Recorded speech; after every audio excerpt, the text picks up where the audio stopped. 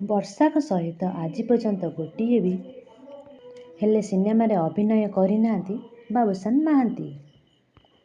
ଅଲିଉଡ୍ ଇଣ୍ଡଷ୍ଟ୍ରିର ସମସ୍ତ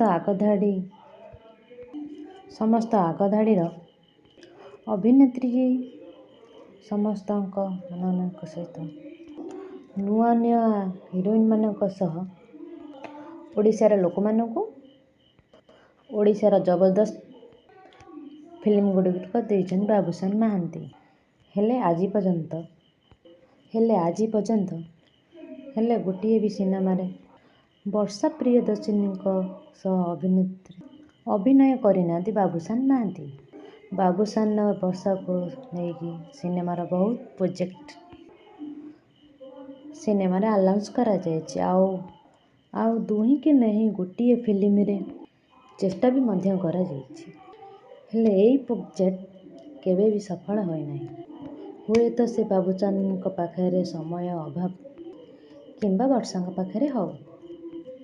ତାହେଲେ ଏ ପର୍ଯ୍ୟନ୍ତ ବାବୁସାନ ଅଲିଉଡ୍ ଇଣ୍ଡଷ୍ଟ୍ରିର ସମସ୍ତ ଆଗଧାଡ଼ିର କଳାକାର ଓ ସମସ୍ତ ହିରୋଇନ ଅଭିନୟ କରିଥିଲା ବେଳେ କାରଣରୁ ବର୍ଷାଙ୍କ ସହିତ ଅଭିନୟ କରିନାହାନ୍ତି।